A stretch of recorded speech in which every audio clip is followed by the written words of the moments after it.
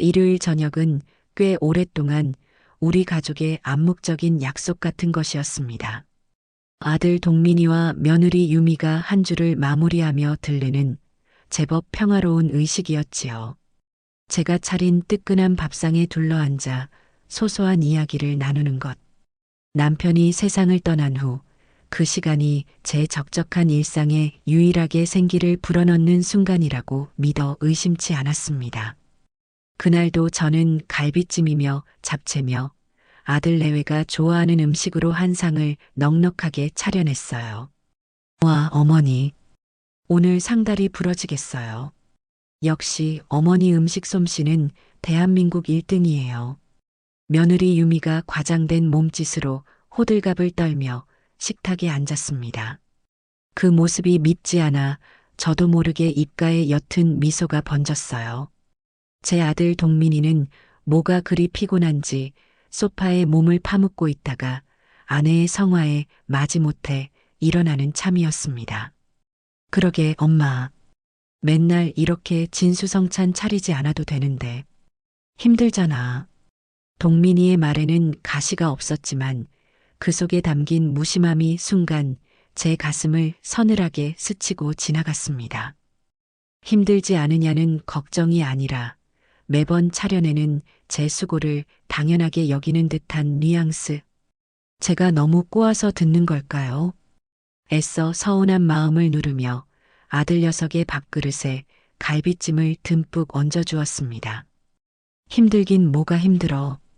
너희들 먹는 것만 봐도 배가 부른데 많이 먹어라. 그렇게 평소와 다를 바 없이 식사가 시작되는가 싶었습니다. 문제는 며느리 유미의 입에서 시작되었어요. 잡채를 한 젓가락 입에 넣고 오물거리던 유미가 문득 생각났다는 듯 말했습니다. 어머니, 오늘 뉴스 보셨어요? 어떤 할아버지가 혼자 사시다가 돌아가셨는데 보름 만에 발견됐대요. 냄새 때문에 이웃이 신고해서 알았다나 봐요. 세상에 자식들도 다 있었다는데 너무 끔찍하지 않아요? 순간 식탁의 공기가 싸늘하게 얼어붙었습니다. 동민이가 불편한 기색으로 헛기침을 하며 유미의 옆구리를 쿡 찔렀습니다. 밥상머리에서 할 소리는 아니었지요. 하지만 유미는 아랑곳하지 않고 말을 이었습니다. 아니 여보, 남일 같지가 않아서 그래. 요즘은 세상이 흉흉해서 자식들이 근처에 살아도 다 소용없다더라고. 어머니도 이렇게 넓은 집에 혼자 계시니 저희가 얼마나 걱정되는지 아세요? 그 말은 마치 잘 벼린 칼날처럼 정확하게 저를 향하고 있었습니다. 넓은 집에 혼자 계시는 어머니. 그 말이 유독 귀에 크게 울렸어요. 남편과 함께 평생을 바쳐 마련한 이 집, 그의 온기가 채 가시지도 않은 이 공간이 이제는 자식들 눈에 그저 위험하고 비효율적인 공간으로 보이는 걸까요? 저는 애써 태어난 척 대답했습니다. 내가 아직은 내 앞가림 정도는 하고 산다. 그리고 여기 경비 아저씨도 24시간 계시고 이웃하고도 잘 지내는데 뭘 그리 걱정해. 에이 어머니, 그런 걸로 어찌 안심이 되겠어요. 사람 일은 한순간이라는데. 제 단호한 대답에도 유미는 물러서지 않았습니다. 오히려 동민이를 향해 여보, 안 그래? 우리도 우리지만 어머니를 위해서라도 뭔가 대비를 해야 하는 거 아니냐고라며 동의를 구했습니다. 동민이는 마지못해 고개를 끄덕이며 제 눈치를 살폈어요. 엄마, 유미 말이 아주 틀린 건 아니야. 그냥 걱정돼서 하는 소리지. 더 이상 밥맛이 느껴지지 않았습니다. 목구멍으로 넘어가는 모든 음식이 모래알처럼 서걱거렸어요. 아들 내외의 말은 분명 저를 위하는 걱정의 형태를 띠고 있었지만 그 속내는 시커먼 욕심의 민낯을 언뜻언뜻 내비치고 있었습니다. 저는 그날 평소보다 일찍 수저를 내려놓았습니다. 그 불편한 저녁 식사가 있은 지 사나흘쯤 지났을까요? 모처럼 볕이 좋아 베란다 화초에 물을 주고 있는데 유미에게서 전화가 걸려왔습니다. 주말에 보고 간지 얼마 되지도 않았는데 무슨 일인가 싶어 전화를 받았어요. 어머니, 식사는 하셨어요? 별일 없으시고요? 그럼 별일 있겠니? 방금 점심 먹고 커피 한 잔 하려던 참이다. 다행이네요. 어제는 밤에 잠을 좀 설쳤어요. 갑자기 어머니 생각이 나서요. 요즘 날씨도 오락가락하는데 보일러는 잘 돌아가나 싶고 혹시 화장실에서 넘어지시기라도 하면 어쩌나 덜컥 겁이 나더라고요. 참으로 살가운 며느리였습니다. 하지만 그 살가움 뒤에 숨은 뾰족한 의도를 저는 이미 눈치채고 있었지요. 아니나 다를까 유미는 서론을 마치고 본론으로 들어갔습니다. 어머니, 요즘 효도는요, 매일같이 문안 인사드리고 용돈 드리는 게 아니래요. 진짜 효도는 부모님께서 편안하게 노후를 보내실 수 있도록 자식들이 미리미리 복잡한 문제들을 관리해 드리는 거래요. 재산 문제라든가 건강 문제라든가 그런 거요. 관리라는 단어가 제 귀에 못처럼 박혔습니다. 내 인생, 내 건강, 내 재산을 왜 너희가 관리한다는 걸까요? 저는 아직 두 눈 시퍼렇게 뜨고 살아있는 사람인데 말입니다. 기가 막혔지만 저는 화를 내는 대신 차분하게 물었어요. 그래서 유미 내가 하고 싶은 말이 뭐니? 아니에요, 어머니. 오해는 마세요. 그냥 저희가 인터넷으로 좀 알아봤는데 요즘은 다들 그렇게 하더라고요. 부모님 명의로 된 재산을 자식 이름으로 미리 옮겨 놓으면 나중에 세금 문제도 줄일 수 있고 혹시 모를 불당사가 생겼을 때도 절차가 간단하대요. 어머니 귀찮으신 일 없게 저희가 다 알아서 해드린다는 뜻이었어요. 참으로 영리한 며느리입니다. 저를 위하는 척 포장했지만 결국 하고 싶은 말은 재산을 미리 넘겨달라는 것이었지요. 혹시 모를 불상사라는 말은 저녁 식사 때 들었던 고독사라는 단어와 겹쳐지며 불길한 메아리처럼 제 머릿속을 맴돌았어요. 나는 아직 그런 거 신경 쓸 만큼 늙지 않았다. 내 일은 내가 알아서 할 테니 너희는 너희 일에나 신경 쓰렴. 저는 단호하게 선을 긋고 전화를 끊었습니다. 수화기를 내려놓자 온몸에 힘이 쭉 빠졌습니다. 베란다 창밖으로 보이는 하늘은 더없이 맑고 푸르렀지만 제 마음에는 시커먼 먹구름이 몰려오고 있었습니다. 단순한 욕심이 아니었어요. 저것은 제 존재 자체를 서서히 지워가려는 치밀하게 계획된 압박이었습니다. 그리고 바로 그날 저녁 아들 동민이에게서 전화가 왔습니다. 유미가 제 반응을 보고 아들에게 SOS를 친 것이 분명했지요. 아들의 목소리는 평소와 달리 조금 들떠 있고 어딘가 모르게 사무적이었습니다. 엄마, 저녁은 먹었어요? 먹었다. 넌? 나도 방금 먹었어. 다름이 아니라 아까 유미한테 전화 받았다면서. 엄마가 화를 많이 냈다며? 화를 내긴 누가? 사실을 말했을 뿐이다. 에이, 엄마. 너무 그렇게 꽉 막히게 생각하지 좀 마. 유미도 다 엄마 걱정돼서 그런 거잖아. 우리도 우리 인생이 있는데 언제까지 엄마 혼자 계시는 거 전전긍긍하면서 살 수는 없잖아. 서로 편하자고 하는 이야기지. 서로 편하자. 그 말이 제 심장을 후벼 팠습니다. 제가 아들의 인생에 걸림돌이라도 된다는 듯한 말투.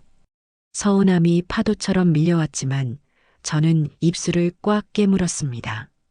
지금 무너지면 안 된다는 본능적인 경계심이 고개를 들었지요. 그래서 뭘 어쩌자는 거냐? 본론만 말해라. 제 차가운 목소리에 동민이는 잠시 머뭇거리는 듯 했습니다.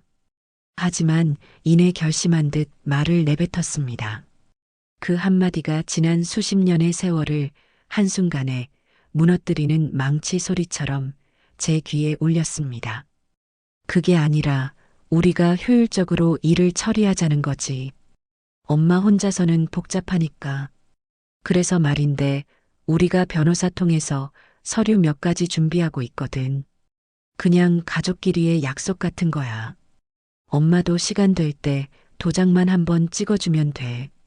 서류. 올 것이 왔구나 싶었습니다.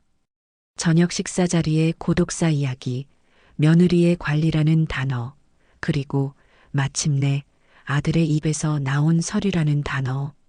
모든 조각들이 하나의 그림으로 맞춰지며 그들의 시커먼 속내를 남김없이 드러내고 있었습니다.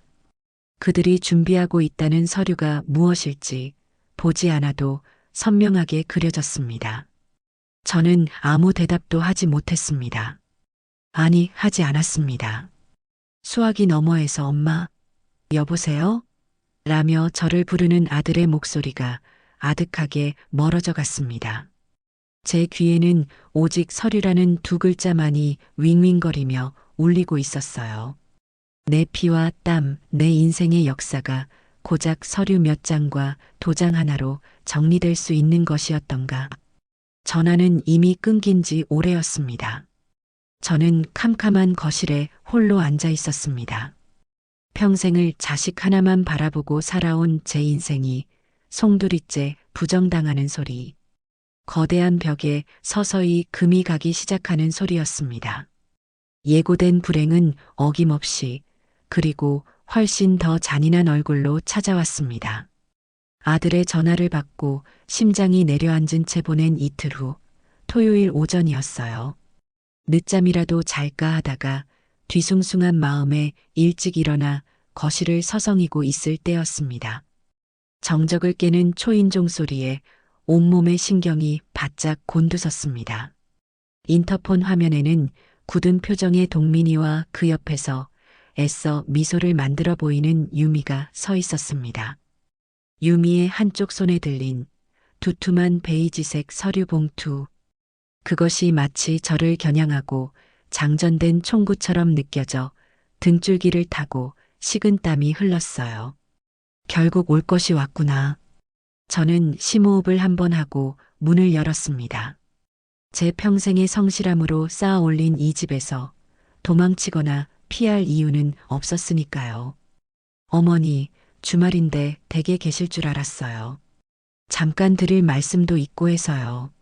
유미는 평소보다 한 톤 높은 어딘지 모르게 상기된 목소리로 말하며 익숙하게 신발을 벗고 안으로 들어섰습니다. 그 걸음걸이에는 미안함이나 조심스러움 대신 목적을 앞둔 자의 조급함이 묻어났습니다.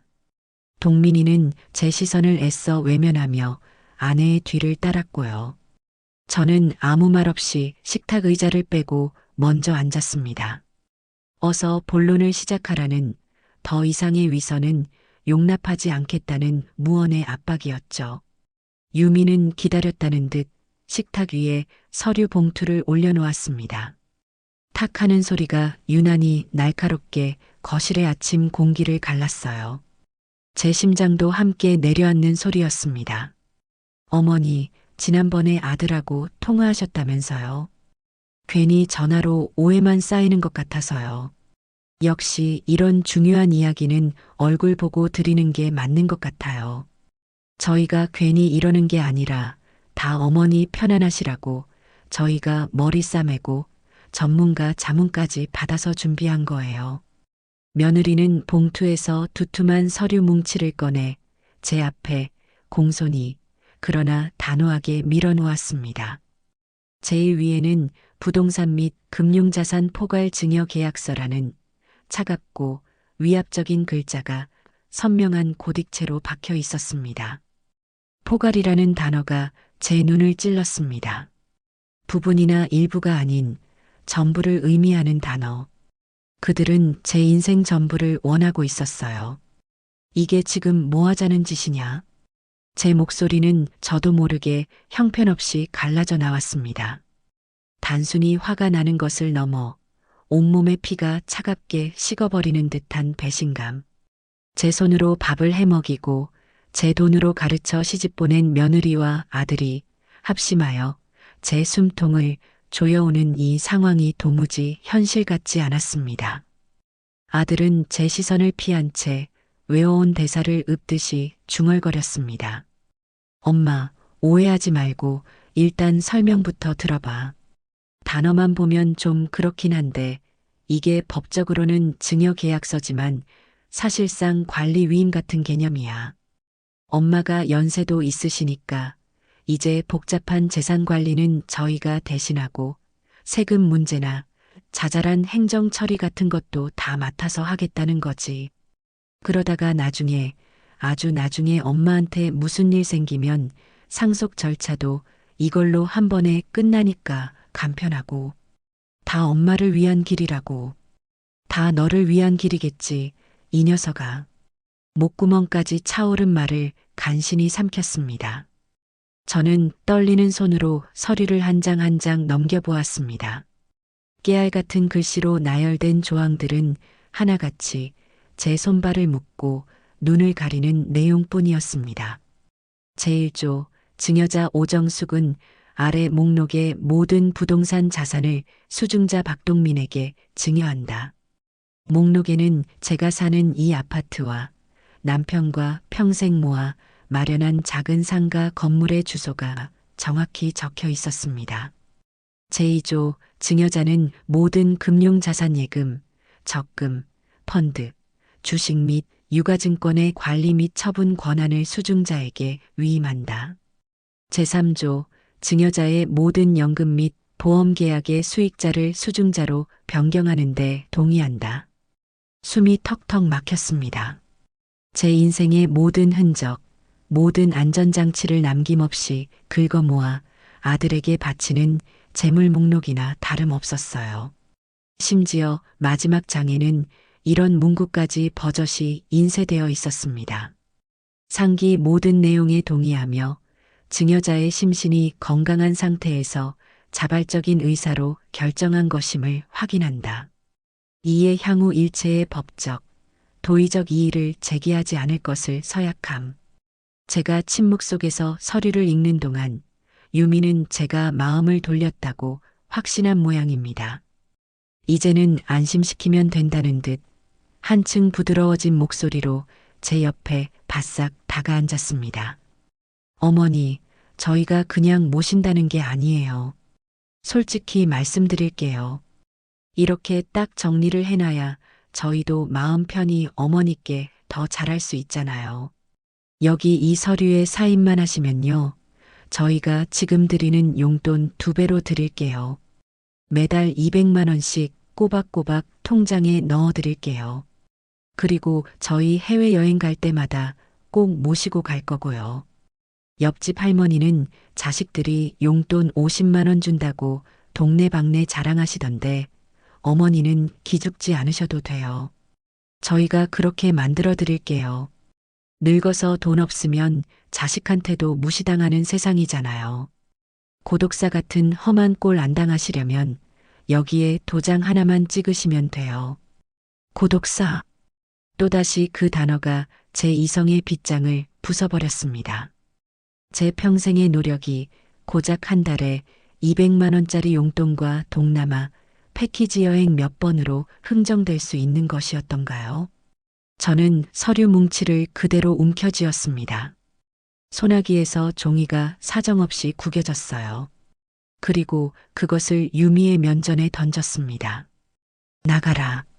구겨진 종이들이 바닥에 어지럽게 흩어졌습니다. 유미의 얼굴이 순식간에 시뻘겋게 달아올랐습니다. 교양 있는 며느리 연기는 산산조각 났지요. 어머니, 지금 뭐 하시는 거예요? 저희 성의를 이런 식으로 무시하세요? 저희가 이거 그냥 준비한 줄 아세요? 변호사 사무실 몇 번을 들락거리고 수수료만 해도 얼만데 어머니 좋으라고 한 일을 이따위로. 성애? 이게 성의로 보이니? 내 전 재산을 날로 삼키려는 시커먼 탐욕으로밖에 안 보인다. 내 눈에는 내가 돈으로만 보이더냐. 당장 그 더러운 종이 쪼가리들 챙겨서 내 집에서 나가. 제 고함에 동민이가 자리에서 벌떡 일어났습니다. 엄마 하고 소리치는 그의 얼굴에는 더 이상 어머니를 위하는 아들의 모습은 없었습니다. 오직 자신의 계획이 틀어진 것에 대한 짜증과 제 완고함에 대한 분노만이 이글거리고 있었지요. 엄마까지 왜 이렇게 답답하게 굴어요? 그냥 도장 하나 찍는 게 뭐가 그렇게 어려워요? 어차피 다 저희한테 주실 거잖아요. 그걸 좀 일찍 저희 필요할 때 주신다고 뭐가 덧나냐고요? 물려줘? 내가 언제 너희에게 내 모든 걸 다 준다고 약속했더냐? 이건 내 돈이고 내 인생이야.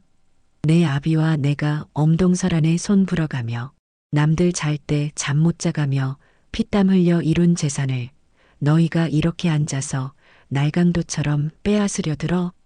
날강도라니요. 말이 너무 심하시잖아요. 제가 남입니까? 장남이잖아요, 장남. 대한민국에서 장남이 부모 재산 물려받는 게 당연한 거 아니에요? 그걸 왜 이해를 못하시고 저희를 도둑놈 취급을 하세요? 아들의 입에서 당연히 제 거라는 말이 폭포수처럼 쏟아져 나오는 순간 제 세상은 완전히 무너져 내렸습니다. 아, 내가 자식을 잘못 키웠구나. 내 목숨보다 귀하게 여기며 애지중지 키운 아들이 이제는 어미의 재산을 탐하는 하이에나가 되어 제 앞에서 이빨을 드러내고 있었습니다. 며느리는 한술 더 떴습니다.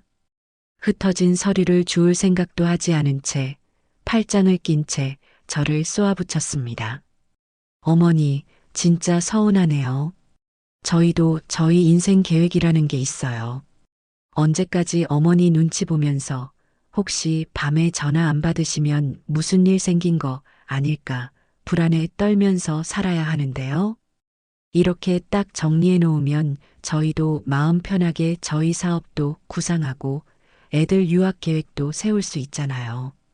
어머니도 좋고 저희도 좋은 윈윈 아니냐고요. 너희가 마음 편하자고 내 인생을 내놓으라는 말이냐? 내가 너희 편하자고 너희 계획을 위해 존재하는 사람이 아니란 말이다. 말귀를 왜 그렇게 못 알아들으세요? 저희가 생활비 드리고 모신다니까요.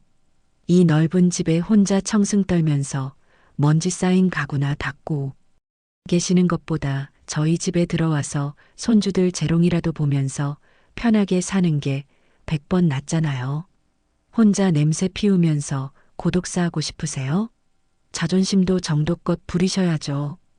더 이상 대화는 무의미했습니다.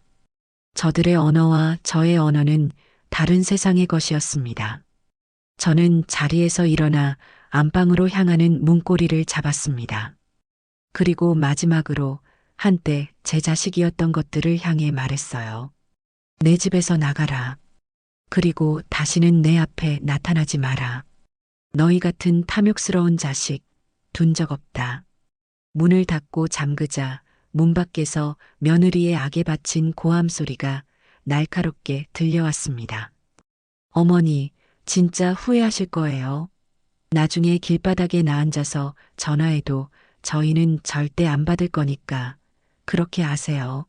한참을 더 쿵쾅거리던 소음이 잦아들고 현관문이 지축을 울리며 닫히는 소리가 들렸습니다.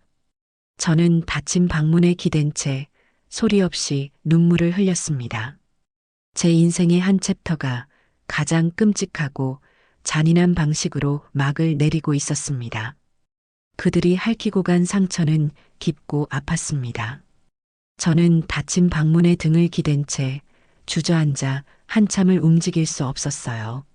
심장이 텅 비어버린 것 같았습니다. 거실 바닥에 어지럽게 흩어져 있을 그 포괄 증여 계약서가 눈앞에 어른거렸습니다.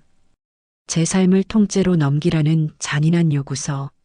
그것은 단순히 재산을 탐하는 것을 넘어 오정숙이라는 한 인간의 삶과 역사를 지워버리려는 폭력이었습니다. 얼마나 지났을까요? 시계는 이미 오후를 가리키고 있었습니다.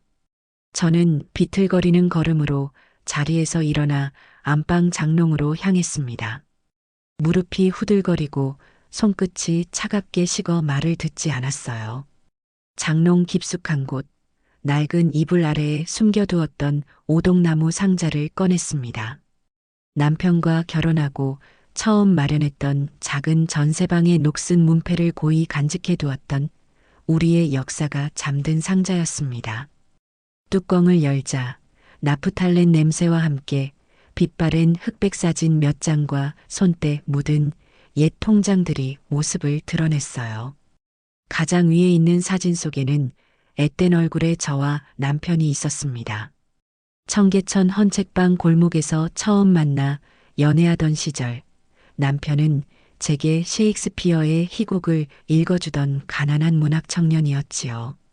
가진 것은 없어도 눈빛만은 살아있던 사람. 그 사람과 함께 시장 좌판에서 국밥을 팔기 시작했습니다. 사진 속 우리는 기름때 묻은 옷을 입고 있었지만 세상 전부를 가진 것처럼 환하게 웃고 있었습니다. 하루 4~5시간 쪽잠을 자며 국밥을 말고 취객의 행패를 견디고 단골 손님의 격려에 눈물 짓던 시절. 동민이가 태어나고 나서는 아기 포대기로 갓난아들을 등에 업고 장사를 했습니다. 동민이가 행여 추울까 뜨거운 아궁이 옆에 낡은 담요를 깔아 눕혀놓고는 했지요. 제 등 뒤에서 새근새근 잠든 아들의 온기가 느껴지면 고된 줄도 모르고 힘이 솟았습니다. 이 아이만큼은 고생시키지 말자. 우리처럼 살게 하지는 말자. 그것이 저와 남편의 유일한 목표이자 삶의 이유가 되었습니다.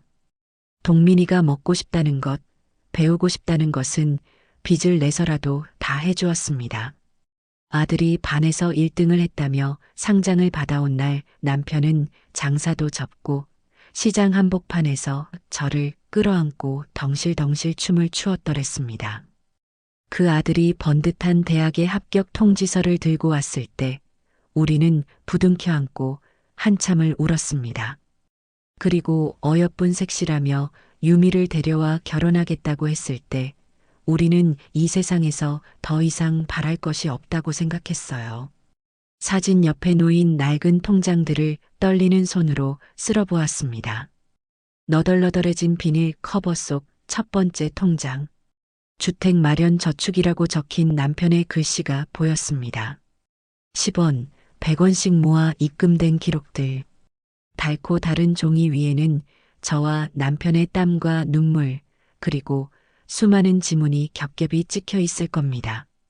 이 돈으로 작은 국밥집을 번듯한 가게로 바꾸고 그 가게를 지금의 작은 상가 건물로 바꾸었습니다. 평생을 아끼고 모았습니다. 동민이에게는 늘 최고급 운동화, 최신형 컴퓨터를 사주었지만 저희 부부는 계절이 바뀌어도 옷 한 벌 제대로 사 입는 법이 없었습니다. 남편은 자신의 위암 사실을 알고도 한참을 제게 숨겼습니다. 제 걱정이 먼저라며 당신 병원비가 더 중요하다며 바보같이 끝까지 자신의 치료를 망설였습니다. 그러다 결국 이 집으로 이사 온 지 채 1년도 되지 않아 제 곁을 떠나고 말았지요. 여보, 나 어떡하면 좋아요? 내가 뭘 잘못한 걸까요? 남편의 영정 사진을 보며 나직이 속삭였습니다. 액자 속 남편은 여전히 인자한 미소로 저를 바라보고 있었습니다. 살아생전 그가 제 손을 잡고 입버릇처럼 하던 말이 귓가에 천둥처럼 울렸습니다. 정수가, 이 돈은 그냥 돈이 아니야. 우리 목숨값이고 우리 땀이야. 자식한테 다 주는 게 능사가 아니야. 그러니 나중에 쓰더라도 함부로 쓰지 마. 누구 눈치도 보지 말고 당신 가슴이 따뜻해지는 일에 썼으면 좋겠어. 동민이한테는 우리가 이미 충분히 좋은 부모였어. 이제 당신 인생을 살아. 그게 내 마지막 바람이야.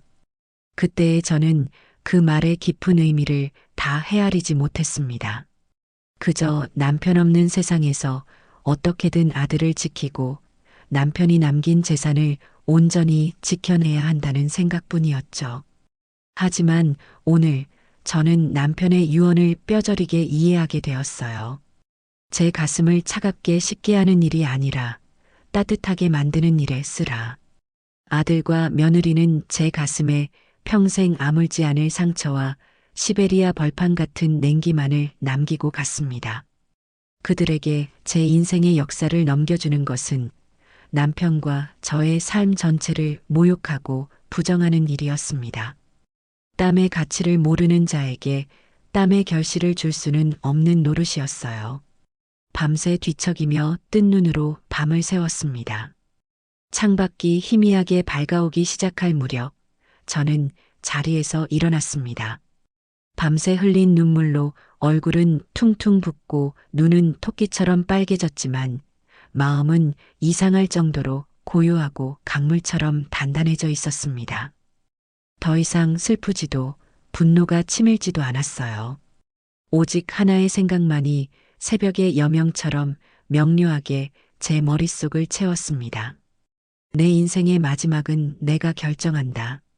그 누구도 아닌 바로 내 손으로. 저는 상자 속 깊숙이 넣어두었던 낡은 주소록을 꺼냈습니다. 그리고 수십 년간 연락하지 않았던 이름 하나를 찾아 수화기를 들었습니다. 남편의 오랜 친구이자 지금은 국내 굴지의 법무법인 청명의 대표로 있는 최동훈 변호사였습니다. 신호음이 몇 번 울리고 잠이 덜 깬 듯한 목소리가 들려왔습니다. 여보세요? 최 변호사님, 저예요. 오정숙입니다. 박 사장 집사람입니다. 수화기 너머에서 잠시 침묵이 흘렀습니다. 이른 아침에 갑작스러운 전화, 그리고 제 속에 놀란 듯 했습니다. 오정수가 형수님, 이게 얼마만입니까?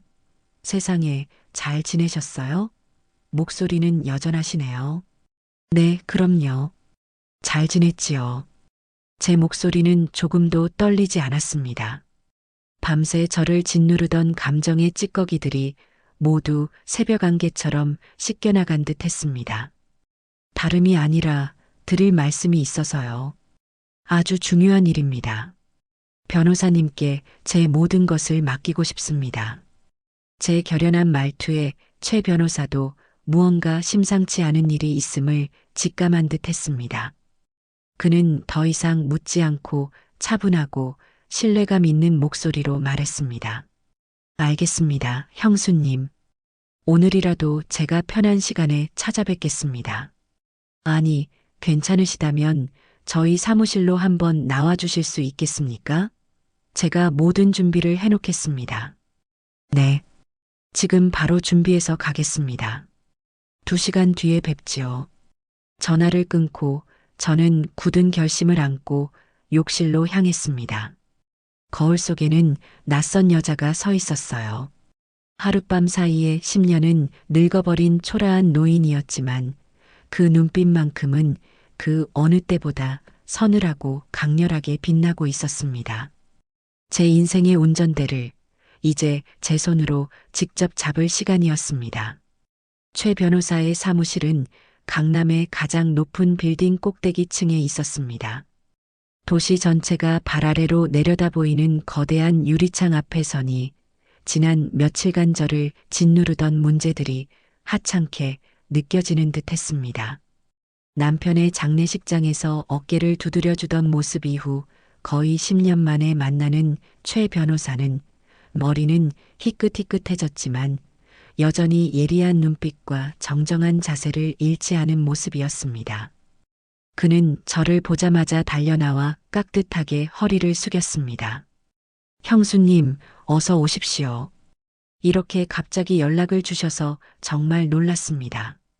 그런데 안색이 무슨 큰일이 있으신 겁니까? 그의 안내를 받아 전망 좋은 상담실에 마주 앉았습니다. 비서가 내어주는 따뜻한 대추차의 온기에 꽁꽁 얼어붙었던 손과 마음이 조금 녹는 듯 했습니다. 지난 며칠간 제 자식에게서 받은 멸시와 냉대와는 너무나도 다른 진심 어린 존중과 배려. 그것만으로도 저는 이미 큰 위로를 받고 있었습니다. 저는 최 변호사가 내민 손수건으로 눈가를 살짝 닦고 지난 주말에 있었던 일을 담담하게 털어놓았습니다. 고독사를 미끼로 던지며 시작된 심리적 압박부터 제 면전에 던져진 포괄증여 계약서의 조항들, 가리고 당연히 제 것이라며 소리치던 아들의 모습과 자존심도 없냐며 비아냥거리던 며느리의 얼굴까지 이야기를 하는 동안 저는 울지 않았습니다. 슬픔은 이미 지난밤에 모두 흘려보냈으니까요. 제 목소리에는 슬픔 대신 차갑고 단단하게 벼려진 분노가 서려 있었습니다. 최 변호사는 제 이야기를 듣는 내내 한마디도 끼어들지 않고 그저 묵묵히 제 눈을 바라보며 들어주었습니다.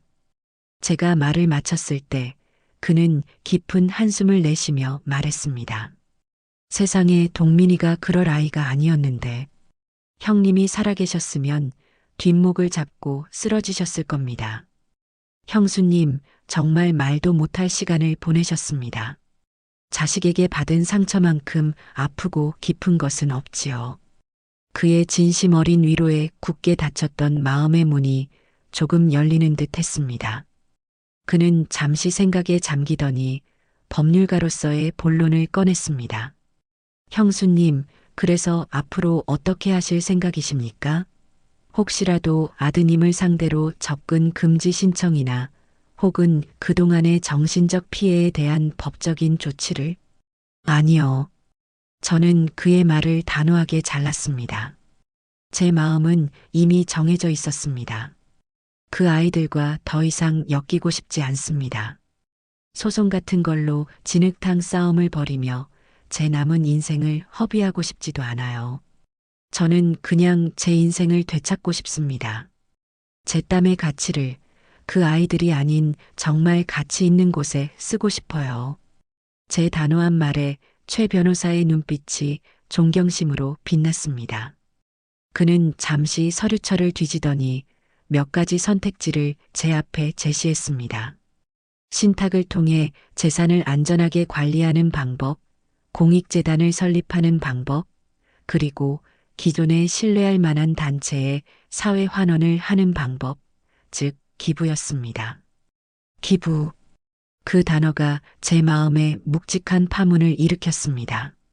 자격 없는 자식의 허영심을 채우기 위해 제 인생의 결과물이 허무하게 사라지는 대신 제가 평생 흘린 땀이 누군가의 희망이 되고 미래가 될 수 있다는 생각. 캄캄한 동굴 속에서 한 줄기 빛을 발견한 기분이었습니다. 네, 형수님. 여러 가지 방법이 있습니다. 형수님의 이름으로 장학재단을 만들 수도 있지만 이건 절차가 복잡하고 시간도 오래 걸립니다. 지금 형수님의 상황에서는 신뢰할 수 있는 단체에 재산을 기부하여 그 뜻을 실현하는 것이 가장 효과적일 수 있습니다. 형수님의 철학이 가장 잘 실현될 수 있는 곳을 찾는 것이 중요합니다. 저는 잠시 생각에 잠겼습니다. 그리고 제 머릿속에 하나의 생각이 확고하게 떠올랐어요. 변호사님, 저는 부모 없는 아이들을 돕고 싶습니다. 제 말에 최 변호사가 조용히 고개를 끄덕였습니다. 좋은 생각이십니다. 세상의 모든 아이들은 사랑받을 자격이 있지요. 부모의 사랑과 지지를 받지 못하는 아이들에게 형수님의 도움이 큰 힘이 될 겁니다. 네. 제 아들은 부모의 사랑을 넘치도록 받고도 저렇게 괴물이 되었는데 그 사랑이 절실한 아이들이 세상에는 너무나도 많겠지요. 그 아이들이 적어도 돈 때문에 꿈을 포기하는 일은 없었으면 합니다. 제 땀의 가치가 그 아이들의 미래를 위한 든든한 디딤돌이 되었으면 좋겠어요. 그렇게 저의 새로운 목표가 정해졌습니다. 최 변호사는 기업의 사회공헌기금이 아닌 순수한 개인 후원금으로 운영되는 투명한 장학재단 몇 군데의 목록을 추려주었습니다. 저는 그중 꿈나무 장학재단이라는 곳의 활동 보고서를 꼼꼼히 읽어보았습니다. 이름마저 희망적이었어요. 상담을 마치고 사무실을 나서는 제 발걸음은 올 때와는 비교할 수 없을 만큼 가볍고 단단했습니다. 제 인생의 새로운 항로가 정해진 기분이었죠. 하지만 세상 일이 그렇게 쉽게 풀리지는 않는 법이었습니다. 그날 오후부터 제 휴대전화가 불이 나도록 울리기 시작했습니다. 당연히 아들 내외였습니다. 제가 전화를 받지 않자 이번에는 문자 메시지가 폭탄처럼 쏟아지기 시작했어요. 처음에는 계산된 회유였습니다. 어머니, 저희가 정말 생각이 짧았어요. 아침에 너무 흥분해서 실수했습니다. 죄송해요. 주말에 맛있는 거 사들고 다시 찾아뵐 테니 제발 얼굴 보고 이야기해요. 엄마, 화 많이 났어? 내가 100번 잘못했어. 아빠 없어서 엄마 외로울까봐 더 잘해드리고 싶다는 마음이 앞서서 그랬나봐. 그래도 전화는 받아줘. 엄마 목소리 못 들으니까 너무 걱정돼. 저는 그 문자들을 가만히 들여다보다가 삭제했습니다. 그들의 사과에는 진심이 아닌 목적을 잃을 위기에 처한 자의 초조함만이 담겨 있다는 것을 이미 알고 있었으니까요. 제 반응이 없자 그들의 문자는 점차 본색을 드러내기 시작했습니다. 어머니, 정말 이렇게까지 하실 거예요? 저희도 이제 슬슬 지쳐요. 나중에 후회하고 전화하셔도 저희는 안 받을 겁니다. 엄마, 지금 누구 만나고 다니는 거야? 어떤 놈이 엄마 꼬드겨서 재산 빼돌리려는 거 아니야? 당장 전화 안 받으면 실종 신고하고 집으로 쳐들어갈 거야. 회유가 협박으로 바뀌는 데에는 반나절도 걸리지 않았습니다. 저는 그 문자들을 보며 쓴웃음을 지었습니다. 저 문자들이야말로 제 결정이 얼마나 옳았는지를 매 순간 증명해주고 있었으니까요. 저는 더 이상 망설이지 않고 휴대전화 전원을 꺼버렸습니다. 세상의 소음으로부터 저를 완벽히 격리시킬 필요가 있었어요. 이제부터는 오직 저 자신과 저의 새로운 목표에만 집중해야 했습니다. 다음 날부터 저는 최 변호사와 함께 본격적인 재산 정리 절차에 들어갔습니다. 그것은 단순히 서류상의 절차가 아니라 제 지난 인생을 하나하나 되짚어보고 정리하는 엄숙한 의식이었습니다. 수십 년간 거래해온 은행의 VIP 창구에 앉아 제 이름으로 된 모든 통장의 해지를 신청했습니다.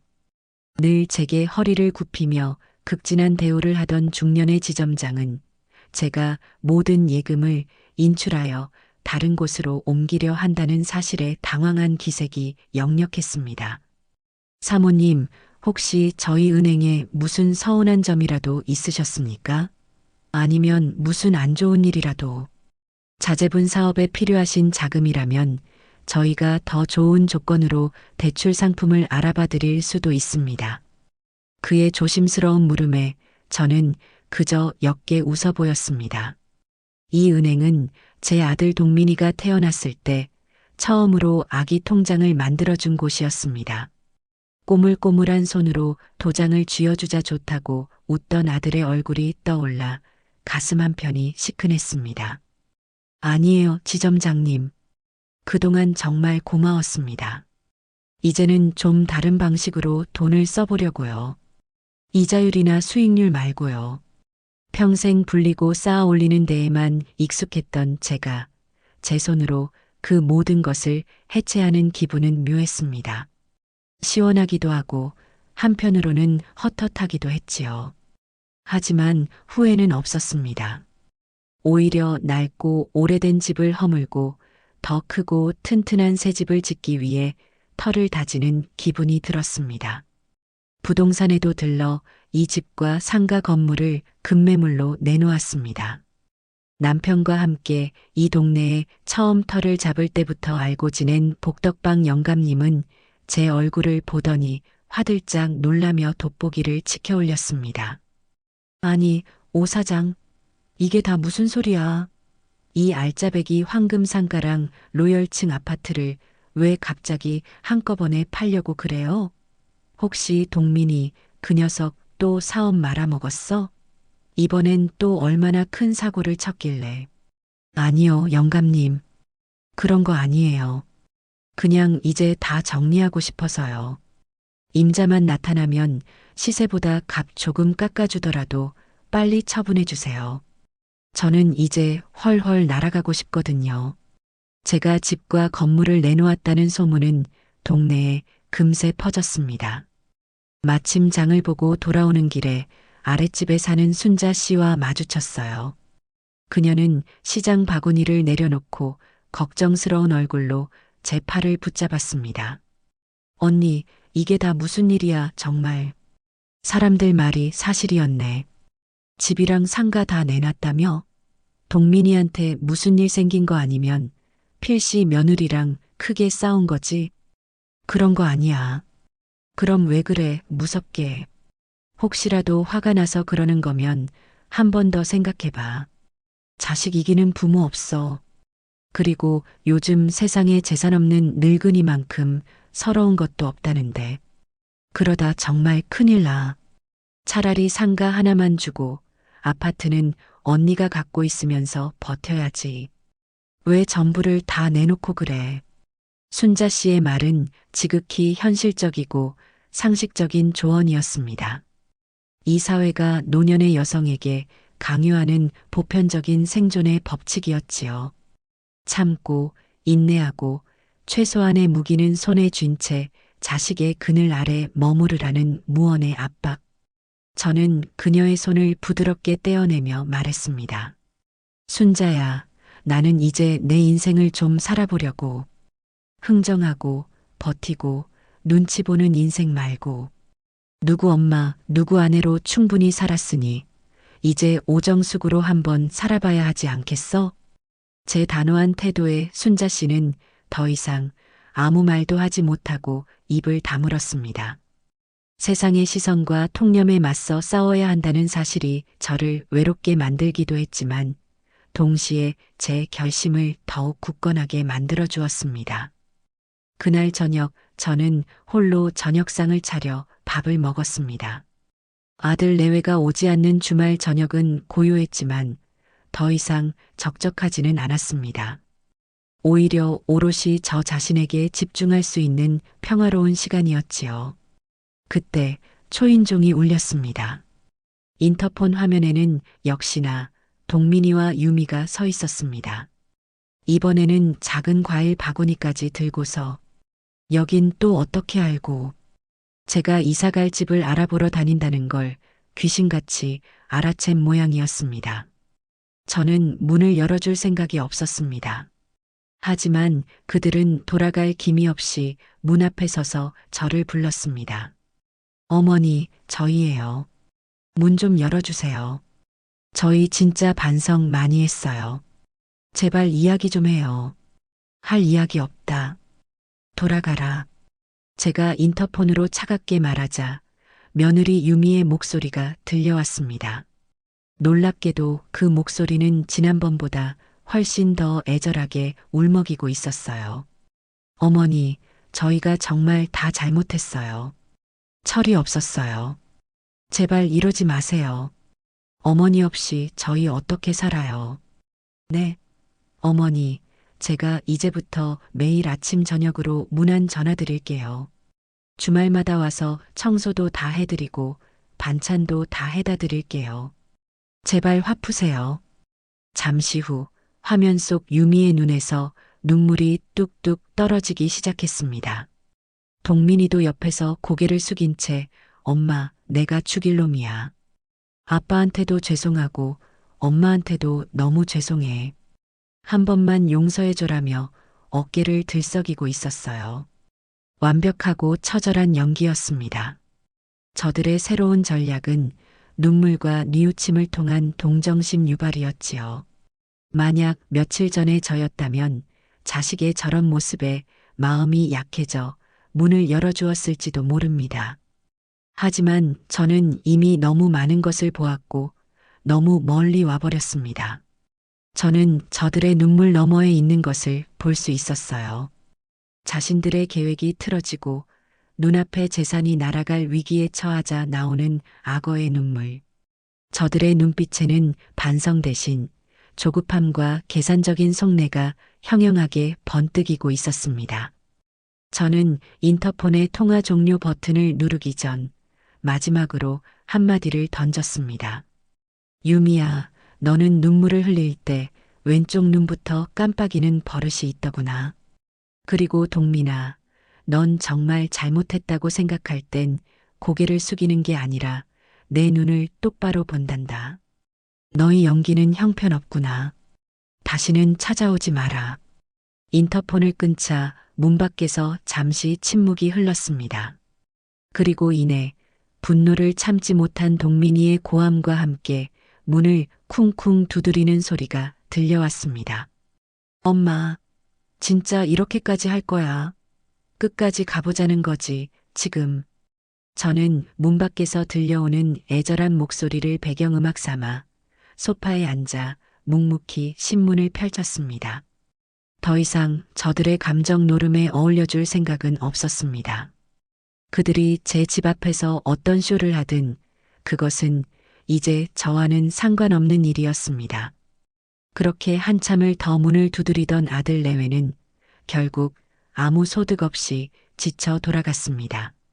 저는 신문을 내려놓고 조용히 창밖을 내다보았습니다. 도시의 야경이 보석처럼 아름답게 펼쳐져 있었어요. 저는 깨닫고 있었습니다. 제 인생에서 가장 중요하다고 믿었던 다리가 제 눈앞에서 불타고 있었고, 저는 그 강을 이미 돌아올 수 없을 만큼 멀리 건너왔다는 사실을 말입니다. 그리고 이상하게도 조금도 두렵지 않았습니다. 오히려 자유로워진 기분이었습니다. 결심은 섰고 목표는 정해졌습니다. 남은 것은 실행뿐이었지요. 저는 다시 최 변호사의 사무실을 찾아 제가 선택한 꿈나무 장학재단의 전 재산을 기부하는 법적 절차를 진행했습니다. 최 변호사는 제 뜻을 존중하여 일사천리로 일을 처리해 주었습니다. 제 평생의 역사가 담긴 재산 목록이 법적인 문서 위로 옮겨지고 마침내 기부 약정서라는 이름의 서류가 완성되었습니다. 형수님, 여기에 서명하시고 인감도장을 찍으시면 법적으로 이 재산은 더 이상 형수님 개인의 것이 아니라 재단의 소유가 됩니다. 돌이킬 수 없습니다. 정말 괜찮으시겠습니까? 최 변호사는 마지막으로 제 의사를 확인했습니다. 그의 눈에는 안타까움과 존경심이 뒤섞여 있었어요. 저는 잠시 눈을 감고 남편의 얼굴을 떠올렸습니다. 당신 가슴이 따뜻해지는 일에 쓰라던 그의 목소리가 귓가에 울리는 듯 했습니다. 저는 눈을 뜨고 망설임 없이 제 이름을 쓰고 제 인생과도 같은 인감도장을 찍었습니다. 오정숙이라는 세 글자가 제 피와 땀의 결과물 위에 마지막으로 새겨지는 순간이었습니다. 눈물이 핑 돌았지만 그것은 슬픔이나 후회의 눈물이 아니었습니다. 오랜 시간 저를 짓누르던 무거운 족쇄를 끊어내는 해방의 눈물이었습니다. 네, 변호사님. 저는 괜찮습니다. 이제야말로 정말 괜찮아진 것 같습니다. 그날 오후 최 변호사는 법률 대리인 자격으로 아들 내외에게 내용 증명을 발송했습니다. 오정숙 여사는 전 재산을 꿈나무 장학재단에 기부하는 약정을 체결하였으며 이에 따라 향후 박동민 씨와 김유미 씨는 오정숙 여사에 대한 일체의 재산상 권리를 주장할 수 없음. 또한 오정숙 여사는 두 사람과의 만남이나 연락을 원치 않으므로 이를 존중해 줄 것을 엄중히 통보함. 이것이 제가 그들에게 주는 마지막 선물이자 제 인생에서 그들을 도려내는 외과 수술과도 같은 통보였습니다. 이제 모든 것이 끝났다고 생각했습니다. 하지만 그것은 거대한 전쟁의 서막에 불과했지요. 내용 증명이 도착한 다음 날 저녁이었습니다. 조용히 저녁 뉴스를 보고 있는데 인터폰이 광적으로 울리기 시작했습니다. 화면에는 이성을 잃은 아들과 며느리의 얼굴이 일그러진 채 담겨 있었습니다. 엄마, 문 열어. 이게 다 무슨 소리야? 당장 문 열어. 어머니, 어떻게 저희한테 상의도 없이 이럴 수가 있어요. 문 열고 말씀 좀 하세요. 저는 차갑게 응답 버튼을 눌렀습니다. 돌아가라. 할 말 없다. 제 말이 끝나자마자 유미의 목소리가 비명처럼 터져 나왔습니다. 어머니, 지금 제정신이세요? 어떤 사기꾼한테 속아서 이 꼴을 당하고 계시는 거냐고요. 당장 나오세요. 저는 더 이상 상대하지 않고 인터폰을 끊어버렸습니다. 그러자 그들은 전략을 바꾼 모양이었습니다. 잠시 후 1층 경비실에서 다급한 목소리로 인터폰이 걸려왔습니다. 사모님, 저 아드님하고 며느님이 오셨는데 로비에서 지금 난리가 났습니다. 사모님이 치매에 걸려서 사기를 당했다고 당장 문을 열어줘야 한다고 소리를 지르고 있습니다. 다른 주민분들도 쳐다보시고 어떻게 할까요? 저는 인터폰 화면을 1층 로비로 전환했습니다. 화면 속에서 유미는 바닥에 주저앉아 우리 어머니 좀 살려주세요. 평생 모은 재산을 사기당했어요. 라며 울부짖고 있었고 동민이는 경비원의 멱살이라도 잡을 듯이 삿대질을 하며 당신이 우리 엄마 못 만나게 막고 있는 거지. 당신 저 사기꾼들이랑 한패야? 라며 고래고래 소리를 지르고 있었습니다. 완벽한 피해자 연기. 그들의 마지막 남은 무기는 거짓과 뻔뻔함이었습니다. 저는 차갑게 가라앉은 목소리로 경비원에게 말했습니다. 아저씨, 저는 그분들을 만날 의사가 전혀 없습니다. 계속 저렇게 업무를 방해하고 소란을 피우면 경찰에 신고하세요. 영업방해와 주거침입으로요. 제 말에 경비원이 당황하는 사이 화면 속 동민이가 제 목소리를 들었는지 인터폰 카메라를 노려보며 외쳤습니다. 엄마, 지금 거기 숨어서 뭐 하는 거야? 그 사기꾼 놈들이 못 나오게 막고 있는 거지. 엄마, 걱정 마. 내가 다 해결해 줄게. 기가 막혀서 웃음도 나오지 않았습니다. 저는 조용히 인터폰을 껐습니다. 잠시 후 1층 로비는 출동한 경찰의 경광등 불빛으로 아수라장이 되었습니다. 경찰에게 훈방 조치를 당하면서도 유미는 기자라도 부를 것처럼 울부짖었습니다. 억울해요. 자식이 부모를 걱정하는 게 죄입니까?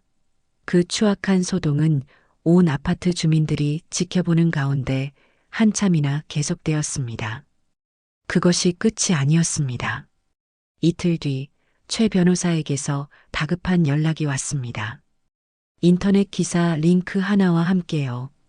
폭로 전문을 표방하는 한 자극적인 유튜브 채널에 영상이 하나 올라왔다는 것이었습니다. 충격 단독 70대 독거노인 전 재산 가로챈 위선적 장학재단의 실체. 눈물로 호소하는 아들.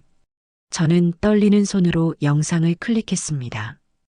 음산한 배경음악과 함께 시작된 영상은 모자이크 처리된 제 아파트 전경을 비추며 시작되었습니다. 곧이어 눈가가 퀭한 동민이의 얼굴이 화면을 가득 채웠습니다. 저희 어머니는 평생 저희밖에 모르고 살아오신 분입니다. 그런데 최근 들어 부쩍 사람을 못 알아보시고 했던 말을 또 하시는 일이 잦아졌습니다. 저희는 그저 나이가 드셔서 그런가 보다 더 잘해드려야겠다 생각했는데 그 틈을 파고든 겁니다. 그 장학재단이라는 곳에서요. 동민이는 금방이라도 울음을 터뜨릴 듯한 목소리로 말을 이었습니다. 모자이크 처리된 유미의 음성이 뒤를 바쳤습니다. 어느 날부터인가 낯선 사람들이 어머니를 찾아왔어요. 자기들이 좋은 일을 하는 사람들이라면서요. 저희가 걱정돼서 어머니 재산은 저희가 관리해드리겠다고 하니까 갑자기 어머니가 저희를 도둑놈 취급하시면서 내쫓으셨어요. 그리고 며칠 뒤 전 재산을 기부했다는 통보를 받았습니다. 이건 기부가 아닙니다. 명백한 사기입니다. 영상에는 소위 전문가라는 사람까지 등장했습니다. 전형적인 노인 대상 자산 편취 수법입니다. 가족관계를 이간질시켜 고립시킨 뒤 선행을 가장하여 접근의 판단력이 흐려진 노인의 재산을 가로채는 것이지요. 그의 말은 저를 판단력 흐려진 노인으로 꿈나무 장학재단을 사기 집단으로 완벽하게 규정하고 있었습니다. 저는 온몸이 부들부들 떨리는 것을 느끼며 영상을 껐습니다. 이건 단순한 자식의 반항이 아니었습니다. 제 명예와 인생 전체를 더럽히고 제 마지막 선의마저 짓밟아 무효로 만들려는 치밀하고 악랄한 선전포고였습니다. 전쟁은 이제 시작이었습니다. 아들 내외가 시작한 여론전은 생각보다 훨씬 더 강력했습니다. 그 자극적인 유튜브 영상은 알고리즘의 추천이라는 날개를 달고 순식간에 퍼져나갔습니다. 댓글창에는 저를 향한 동정과 며느리와 아들을 향한 응원, 그리고 장학재단을 향한 비난이 들끓었습니다. 어머니가 치매신 것 같은데 아들 말이 맞네. 자식이 나서서 지켜드려야지. 요즘 저런 식으로 노인들 등쳐먹는 사기꾼들 많다더라. 재단 세무조사 해봐야 하는 거 아님? 힘내세요, 아드님. 꼭 어머님 지켜드리세요. 세상은 너무나도 쉽게 그들의 거짓말을 믿어주었습니다. 저는 하루아침에 사기당한 불쌍한 치매 노인이 되어버렸습니다. 그 흙탕물은 제 일상 구석구석을 더럽히기 시작했습니다. 은행에 잠시 들렀을 때 늘 살갑게 인사를 건네던 창구 직원은 저를 보자마자 안쓰럽다는 듯한 표정으로 어머 사모님 별일 없으시죠? 라며 눈치를 살폈습니다. 아파트 복도에서 마주친 이웃들은 저를 보고는 자기들끼리 수군거리며 황급히 자리를 피했습니다. 저는 완벽하게 고립되고 있었습니다. 설상가상으로 꿈나무 장학재단의 이사장에게서 조심스러운 전화가 걸려왔습니다. 오정숙 여사님, 저희가 여사님의 숭고한 뜻을 잘 알고 있습니다만 이번 일로 인해 재단의 이미지가 크게 실추되고 있습니다. 다른 후원자분들의 항해 전화도 빗발치고 있고요. 혹시 아드님과 원만하게 해결해 보실 생각은 없으신지요? 그의 말은 정중했지만 그 속에는 당신의 가정사 때문에 우리가 피해를 보고 있으니 기부를 철회해 주었으면 좋겠다는 뜻이 담겨 있었습니다. 가슴이 무너지는 듯 했습니다. 제 마지막 선의가, 제 유일한 희망이 이렇게 자초되는 것인가. 그들이 던진 흙탕물은 제 발목을 잡고 더러운 수렁 속으로 저를 끌어당기고 있었습니다. 그때 새로운 공격수가 등장했습니다. 이번에는 사돈, 즉 며느리의 어머니였습니다. 그녀는 제게 전화를 걸어 시작부터 울먹이는 목소리로 저를 몰아세웠습니다. 사부인, 아니 언니, 제가 언니라고 부를게요. 우리 유미가 지금 밥도 못 먹고 잠도 못 자고 있어요. 어쩜 이렇게 매정하실 수가 있어요. 자식 키워봐서 아시잖아요. 없는 살림에 동민이 하나 보고 시집와서 그동안 시어머니 모시느라 얼마나 애썼는데요. 동민이 사업이 힘든 것도 다 스트레스 때문인데 사부인이 마지막 비빌 언덕마저 이렇게 없애버리시면 우리 딸이랑 동민이는 이제 어떻게 살라고 이러세요. 그녀는 교묘하게 모든 사실을 왜곡했습니다. 유미의 사치는 마음고생으로, 동민이의 무능함은 스트레스로, 저의 결단은 매정함으로 둔갑했습니다. 가족이라는 이름으로 모성애라는 약점을 파고들어 제 죄책감을 자극하려는 비열한 수법이었지요. 사돈께서는 제가 왜 이런 결정을 했는지 그 이유에 대해서는 유미에게 한마디라도 들어보셨습니까? 제 차가운 물음에 사돈은 잠시 당황하더니 이내 더 큰 목소리로 소리쳤습니다. 이유가 뭐가 중요해요? 부모 자식 간에 어미가 돼서 자식이 힘들다는데 등을 돌리는 게 말이 되냐고요. 언니가 이러시면 저도 가만히 있지 않을 거예요. 우리 딸 인생 망가지는 거 그냥 보고만 있지는 않겠다고요. 전화를 끊고 저는 한참을 허공만 바라보았습니다. 사방이 적들로 포위된 기분이었습니다. 이대로 주저앉아 불쌍한 치매 노인으로 패배를 인정할 것인가? 아니면 이 흙탕물 속으로 직접 걸어 들어가 내 존재를, 내 의지를, 내 정신을 스스로 증명해 보일 것인가? 분노가 머리끝까지 차올랐습니다. 하지만 그 분노는 저를 절망시키는 대신 오히려 제 안에 잠들어 있던 투지를 깨웠습니다. 저는 더 이상 숨거나 피하지 않기로 결심했습니다. 최 변호사에게 전화를 걸었습니다. 변호사님, 저 싸우겠습니다. 저를 공격한 그 더러운 유튜브 채널이 아니라 대한민국에서 가장 공신력 있는 시사 프로그램과 인터뷰를 하고 싶습니다. 제 얼굴 모자이크 없이 전부 내보내도 좋습니다. 최 변호사는 제 결심을 지지해 주었습니다. 며칠 뒤 저는 한 방송국의 스튜디오에 앉아 있었습니다. 수많은 조명과 카메라가 저를 향하고 있었지만 저는 조금도 떨리지 않았습니다. 저는 카메라 렌즈 너머에 있을 제 아들과 며느리 그리고 세상을 향해 담담하지만 단호하게 말했습니다. 저는 치매 환자가 아닙니다. 저는 제 아들에게 버림받은 불쌍한 노인도 아닙니다. 저는 제 인생의 마지막을 제 자신의 의지로 결정하고자 하는 한 인간, 오정숙입니다. 저는 제 아들이 보냈던 고독사 운운하던 협박 문자를 방송에서 전부 공개했습니다. 그리고 제 전 재산을 요구하던 그 증여 계약서의 사본도 증거로 제출했습니다. 제 아들은 제게 고독사를 피하려면 재산을 넘기라고 했습니다. 제 삶의 가치를 돈으로 환산하고 제 목숨값으로 재산을 흥정한 것은 제가 아니라 바로 제 아들입니다. 여러분, 제가 평생 흘린 땀의 대가가 고작 이런 대우를 받는 것이어야 합니까? 저는 제 땀의 가치를 모르는 아들에게 유산을 남기느니 그 땀의 가치를 알아줄 이 사회의 이름 모를 아들, 딸들에게 기회를 주는 것이 제 삶의 존엄을 지키는 유일한 길이라고 믿습니다. 제 인터뷰는 그 자체로 하나의 선전포고였습니다. 흙탕물 속에서 저는 그렇게 저의 반격을 시작했습니다. 제 반격 인터뷰는 방송이 나가자마자 엄청난 파장을 일으켰습니다.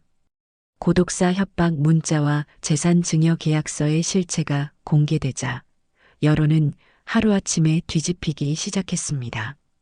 저를 향하던 동정의 시선은 아들 내외를 향한 비난과 경멸로 바뀌었습니다.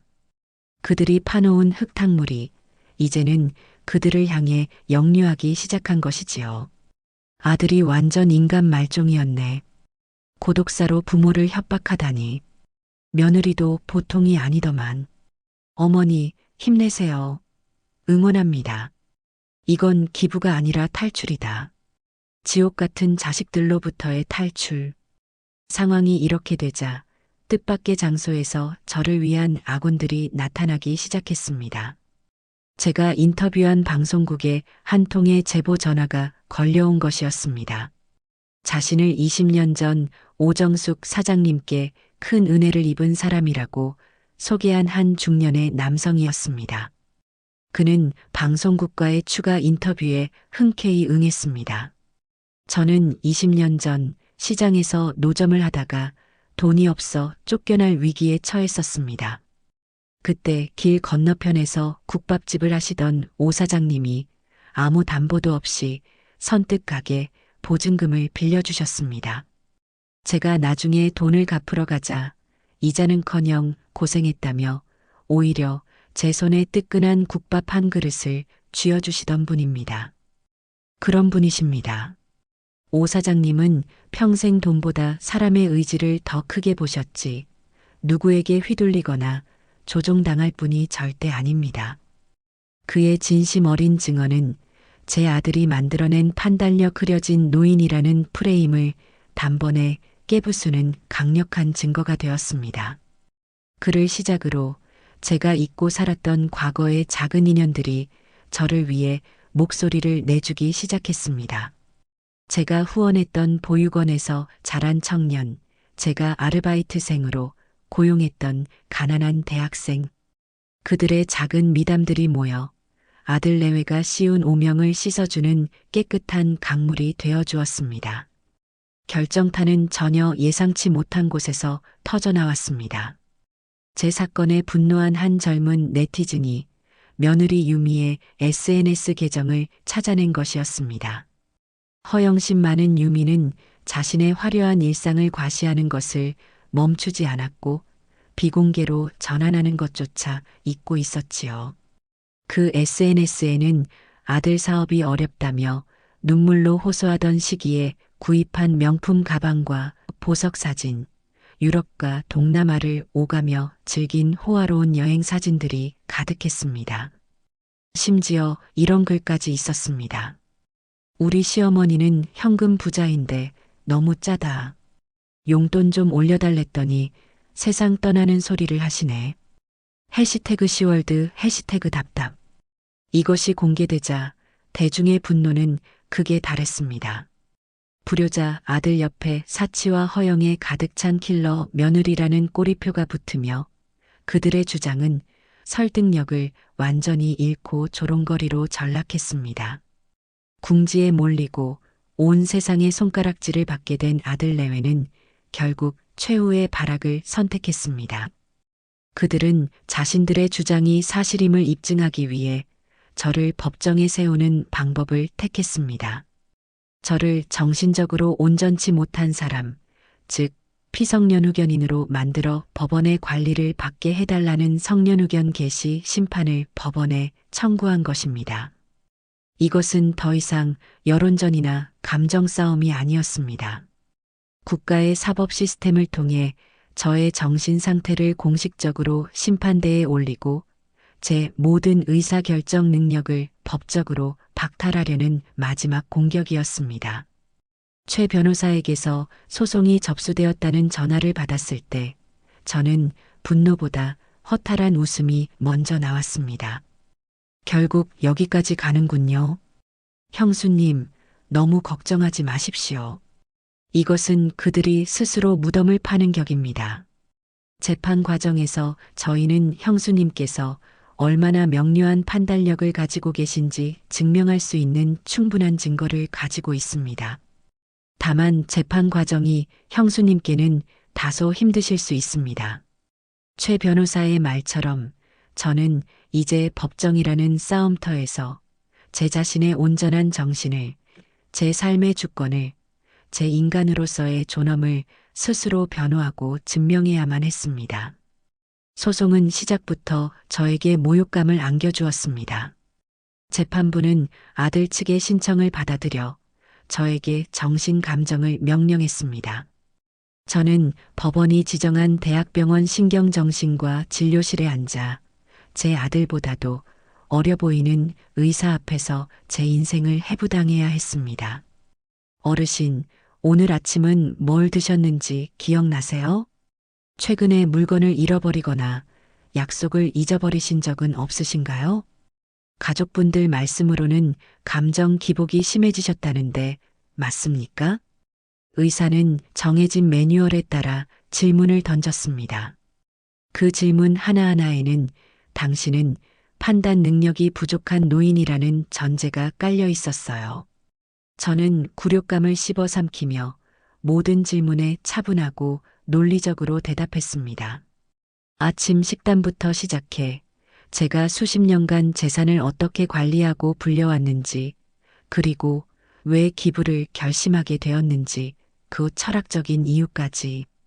저는 제 정신 상태를 변명하는 것이 아니었습니다. 오정숙이라는 한 인간의 삶의 논리와 타당성을 한 편의 논문처럼 증명하고 있었습니다. 정신감정 결과는 당연히 정상 판정이 나왔습니다.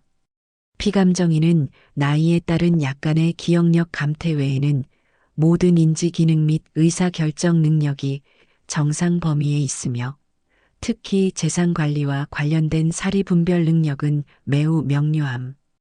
이 결과를 가지고 우리는 승리를 확신했습니다.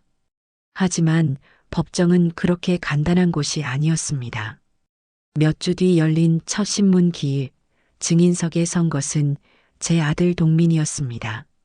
말끔하게 차려입고 변호사가 시키는 대로 잔뜩 슬픈 표정을 지은 아들은 눈물을 글썽이며 저에 대한 거짓 증언을 쏟아내기 시작했습니다.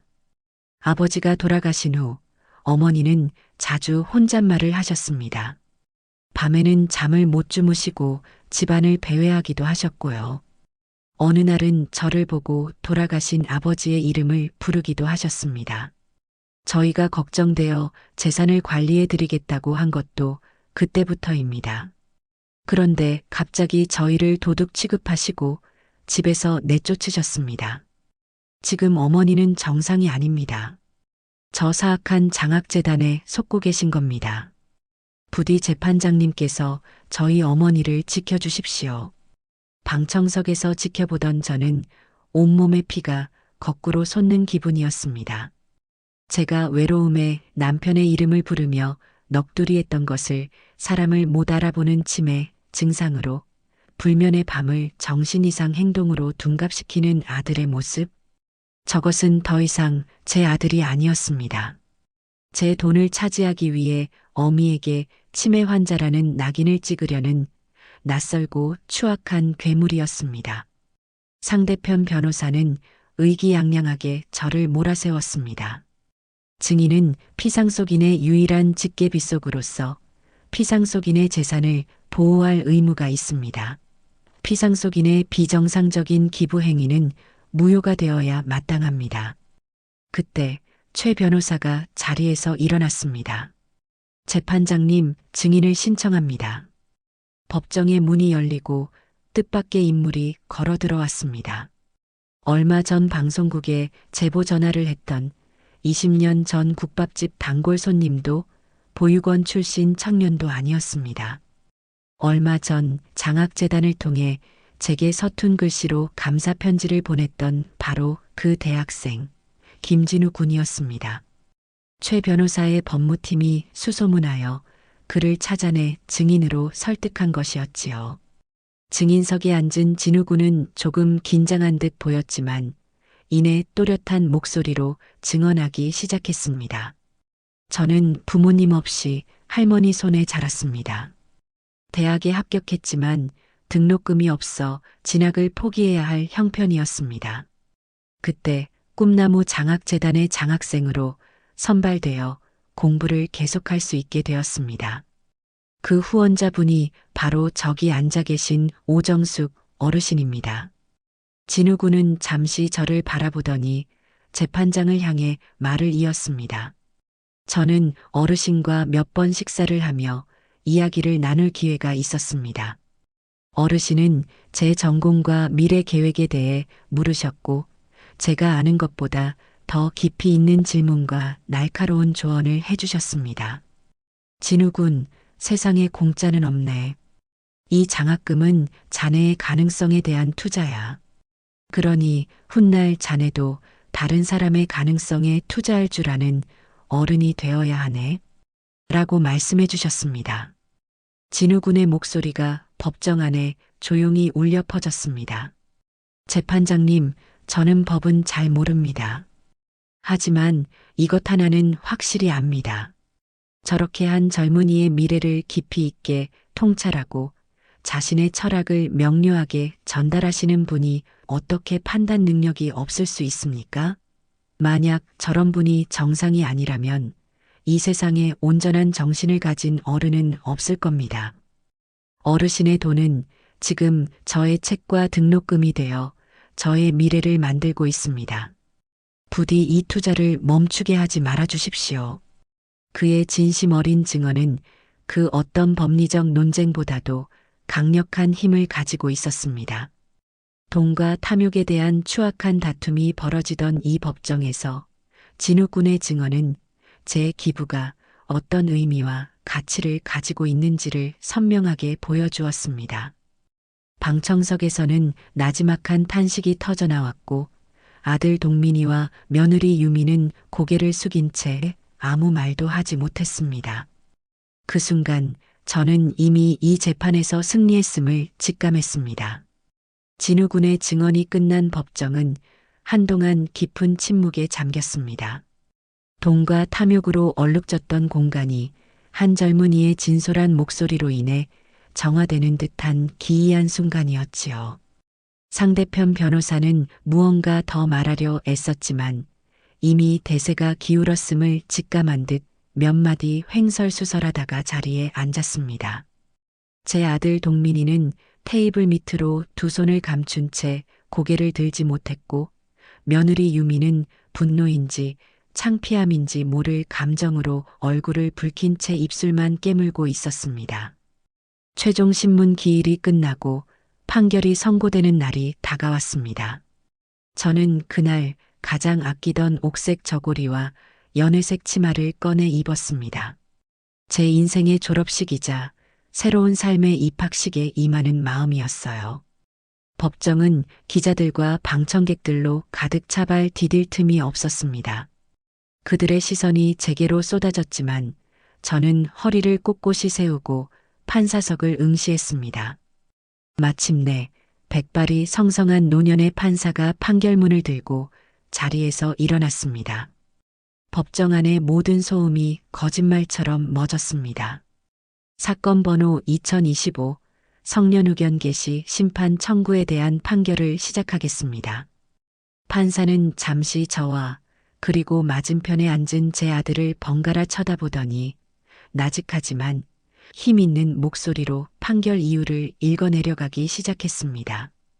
청구인 박동민은 사건 본인 오정숙이 치매 등 정신적 제약으로 인해 사물을 처리할 능력이 결여되었으므로 성년 의견 개시 심판이 필요하다고 주장합니다.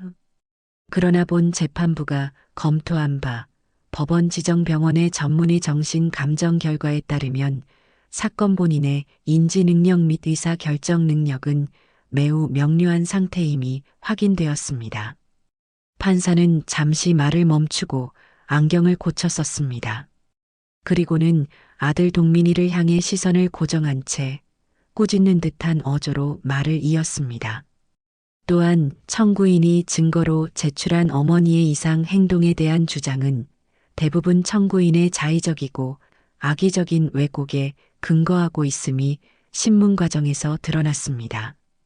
오히려 사건 본인이 제출한 증거자료, 즉 청구인이 보낸 고독사를 운운하는 협박성, 문자 메시지와 상식에 반하는 포괄증여 계약서의 내용은 청구인의 청구 목적이 어머니에 대한 보호가 아닌 재산 편취에 있었음을 명백히 보여주고 있습니다.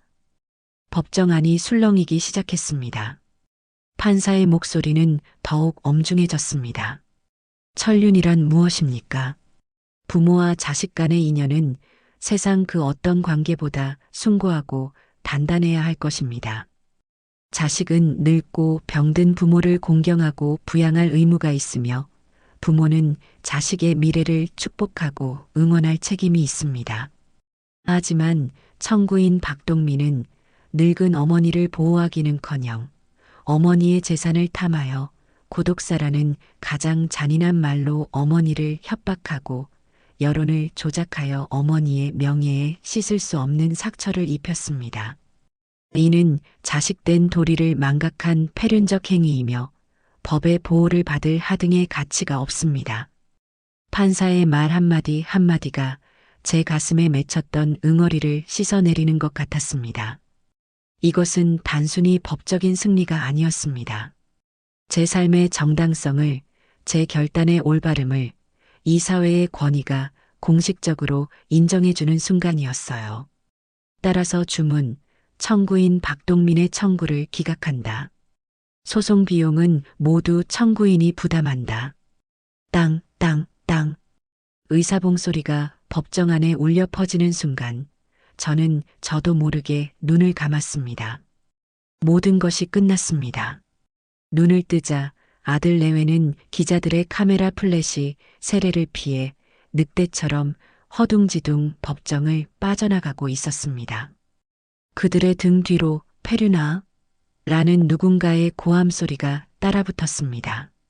저는 최 변호사의 부축을 받으며 그들과는 반대 방향으로 빛이 쏟아지는 법정의 정문을 향해 천천히 가리고 당당하게 걸어 나갔습니다. 계절이 2번 바뀌었습니다. 질이 멸렬했던 법정 다툼의 열기가 식고 세상이 온통 붉고 노란빛으로 물든 가을이 찾아왔습니다. 저는 그 사이 남은 재산을 모두 정리하여 재단에 넘기고 한강이 내다보이는 작은 오피스텔에서의 삶에 완벽하게 적응했습니다. 혼자 맞는 아침은 고요했고 혼자 하는 산책은 평화로웠습니다. 어느 날 오후 최 변호사에게서 연락이 왔습니다. 법적인 절차가 모두 마무리되었다는 소식과 함께 뜻밖의 이야기를 전해주었습니다. 형수님, 다 끝났습니다. 그런데 동민군 소식 들으셨는지요? 아니요. 듣고 싶지도 않고 궁금하지도 않습니다. 그래도 알려드리는 것이 도리일 것 같습니다. 2사람 이혼했다고 합니다. 소송에서 패소하고 세상의 비난을 받으면서 서로에게 책임을 떠넘기다 결국 갈라선 모양입니다. 며느님은 위자료도 제대로 받지 못하고 친정으로 돌아갔고 동민군은 하던 사업도 완전히 정리하고 작은 월세방을 전전하며 지낸다고 들었습니다. 저는 아무 대답도 하지 않았습니다. 그들이 스스로 쌓아 올린 탐욕의 성이 결국 그들 스스로를 무너뜨린 것이지요. 동정도 연민도 느껴지지 않았습니다. 그저 인과응보라는 4글자만이 머릿속을 맴돌 뿐이었습니다. 며칠 후 우편함에 낡은 편지 한 통이 꽂혀 있었습니다. 보낸 사람의 이름은 박동민. 제 아들의 이름이었습니다. 저는 잠시 망설이다가 편지를 들고 들어와 식탁에 앉아 봉투를 뜯었습니다. 그 안에는 어설픈 글씨로 써내려간 짧은 편지가 들어 있었습니다. 어머니께 죄송합니다. 제가 어리석었습니다. 어머니의 깊은 뜻을 헤아리지 못하고 제 욕심에 눈이 멀어 큰 죄를 지었습니다. 이제 와서 이런 말씀을 드리는 것이 얼마나 염치 없는 일인지 잘 압니다. 어머니 말씀대로 저는 이제 정말 혼자가 되었습니다. 유미와도 헤어졌고 친구들도 모두 저를 떠났습니다. 밥을 챙겨주는 사람도 걱정해주는 사람도 아무도 없습니다. 매일 밤 어머니가 차려주시던 따뜻한 밥상이 생각납니다. 어머니, 부디 건강하십시오. 다시는 어머니 앞에 나설 면목이 없지만 멀리서나마 어머니의 행복을 빌겠습니다. 불효자 동민올림. 저는 편지를 몇 번이고 다시 읽어보았습니다. 편지에는 후회와 반성이 담겨 있었지만 그 행간에는 지독한 자기 연민과 함께 나는 이렇게 불행해졌으니 이제 그만 용서해 달라는 교묘한 요구가 숨어 있었습니다. 그는 여전히 변하지 않았습니다. 저는 편지를 곱게 접어 2년 전 그가 내밀었던 증여계약서, 사본과 함께 서랍 깊숙한 곳에 넣어두었습니다. 찢어버릴 가치도 없는 제 과거의 유물이었습니다. 법정에서의 길고 긴 싸움이 끝났습니다. 뜨거웠던 여름과 쓸쓸했던 가을이 지나고 살을 애는 듯 매서운 겨울을 온전히 이겨내자 마침내 새로운 봄이 찾아왔습니다. 그렇게 다시 1년이라는 시간이 흘렀습니다. 이제 세상은 저를 더 이상 사기당한 치매 노인이나 자식을 내쫓은 독한 늙은이로 기억하지 않습니다. 그 모든 흉터와 오명은 시간의 강물에 씻겨 흘러갔습니다. 지금의 저는 꿈나무 장학재단의 수십 명 아이들에게 그저 다리가 길어 슬픈 사슴을 닮았다는 엉뚱한 이유로 키다리 할머니라 불릴 뿐입니다. 오늘은 재단에서 마련한 작은 송년회가 있는 날이었습니다. 작년 이맘때만 해도 상상할 수 없었던 평화로운 연말이었지요. 행사는 번쩍이는 호텔 연회장이 아닌 재단 사무실의 작은 강당에서 열렸습니다. 값비싼 뷔페 대신 재단 직원들과 학생들이 함께 만든 떡볶이와 김밥, 과일들이 소박하게 차려져 있었습니다. 저는 후원자들을 위한 딱딱한 귀빈석을 정중히 사양하고 아이들의 웃음소리가 가장 시끄럽게 터져 나오는 창가 쪽 둥근 테이블에 자리를 잡았습니다. 할머니, 여기에요, 여기. 저희가 자리 맡아놨어요. 법정에서 저를 위해 떨리는 목소리로 증언해 주었던 진욱군이 이제는 대한민국 최고의 로펌에서 인턴 사원으로 일하며 어엿한 예비법조인의 티를 내며 제 손을 잡아끕니다. 그의 곁에는 하얀 의사 가운이 누구보다 잘 어울릴 것 같은 앳된 얼굴의 의대생 수진 양도 아이들 눈높이에 맞춰 이야기하는 법을 벌써 터득한 듯한 상냥한 미소의 사범대생 민정 양도 함께 환하게 웃고 있었습니다. 기다리 할머니, 저 이번에 해부학 책 새로 샀는데 할머니 장학금 아니었으면 어쩔 뻔했어요. 책값이 무슨 금값이더라고요. 나중에 꼭 할머니 주치에 해드릴게요. 수진 양의 너스레에 제가 웃음을 터뜨리자 민정 양이 질 수 없다는 듯 끼어듭니다. 할머니, 저 남자친구 생겼는데 다음 주에 한번 보실래요? 진지하게 만나는 사람이라 할머니께 제일 먼저 허락받아야 할 것 같아서요. 할머니 오케이 안 하시면 바로 찰 거예요. 아이들은 제게 스스럼 없이 자신의 일상을 나누고 벅찬 미래를 이야기하고 때로는 남들에게 말 못할 깊은 고민을 털어놓습니다. 남자친구의 어떤 점이 좋은지 꼬치꼬치 캐묻는 제게 얼굴을 붉히는 민정양을 보며 저는 잊고 있던 청춘의 설렘을 다시 느낍니다. 진우군이 털어놓는 고된 인턴 생활의 고충을 들어주며 저는 땀의 신성함과 일의 보람에 대해 제가 살아온 경험을 바탕으로 조언을 해줍니다. 이 아이들에게 저는 더 이상 얼굴 없는 익명의 후원자가 아닙니다. 인생의 선배이자 때로는 짓궂은 친구이자 기댈 수 있는 언덕이자 또 다른 의미의 진짜 가족입니다. 행사가 무르익고 작은 시상식이 끝난 뒤였습니다. 진우군이 장학생 대표로 단상에 올라 마이크를 잡더니 갑자기 저를 향해 손짓했습니다. 기다리 할머니, 잠시만 앞으로 나와주시겠어요? 저희가 할머니께 드릴 선물이 있습니다. 어리둥절한 채로 단상에 오르자 진우군이 다른 학생들과 함께 정성껏 포장한 상자 하나를 수줍게 내밀었습니다.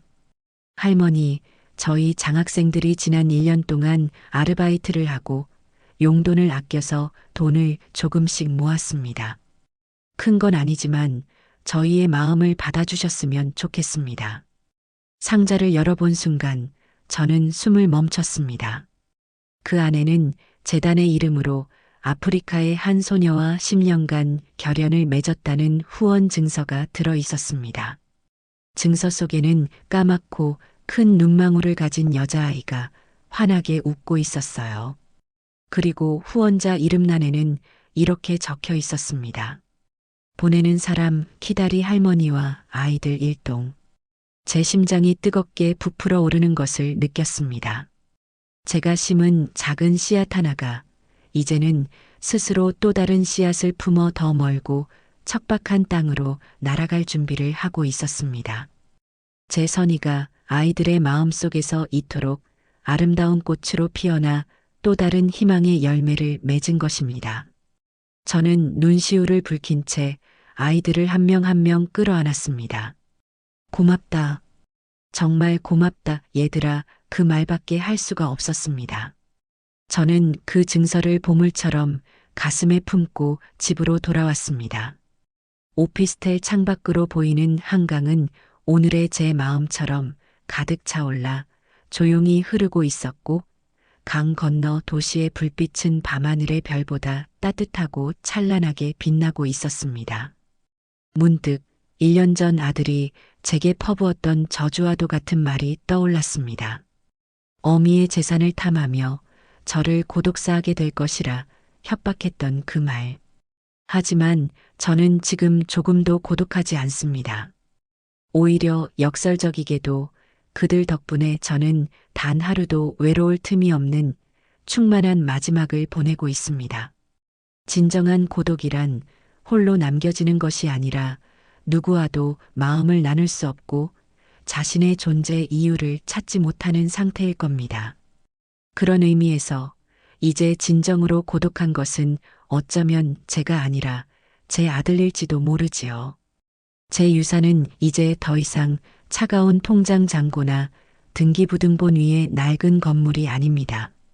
바로 저 아이들의 해맑은 웃음소리, 그들의 가슴 속에서 타오르는 꿈의 불꽃, 법조인이 되고 의사가 되어 세상의 아픈 곳을 보듬을 그들의 빛나는 미래, 그리고 세상 어딘가에서 제 이름도 모른 채 새로운 희망을 이어가고 있을 그 까만 눈의 소녀.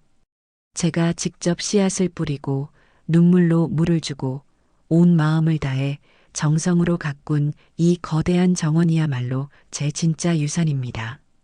저는 혼자가 아닙니다. 저는 제 의지로 선택하고 만들어낸 이 새로운 가족의 세상에서 가장 행복하고 자랑스러운 할머니입니다.